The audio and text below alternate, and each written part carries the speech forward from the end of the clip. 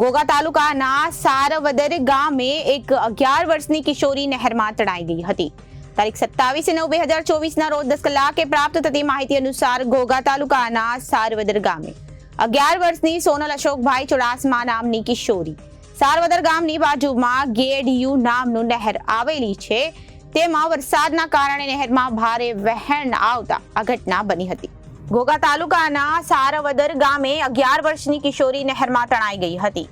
સવારે 10 કલાકે પ્રાપ્ત થઈ મળતી માહિતી અનુસાર ઘોઘા તાલુકાના સારવદર ગામે 11 વર્ષની સોનલ અશોકભાઈ ચુડાસમા નામની કિશોરી સારવદર ગામની બાજુમાં ગેડિયુ નામનું નહેર આવેલી છે અને ત્યાં ભારે વરસાદને કારણે નહેરમાં ભારે વહેણ આવતા આ 11 વર્ષની સોનલ અશોકભાઈ નામની કિશોરી તણાઈ જતા તાત્કાલિક સ્થાનિક લોકોને જાણ થતા ઘટના સ્થળે તેઓ દોડી આવ્યા હતા.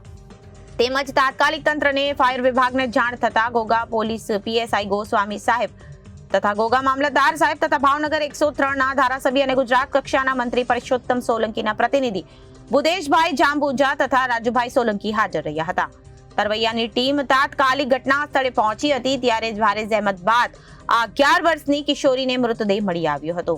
ત્યારે આ કિશોરીને પીએમ અર્થે ઘોઘા CHC હોસ્પિટલમાં લઈ જવામાં આવી હતી. Reporter Firoz Malek, ABC news, Bhavnagar.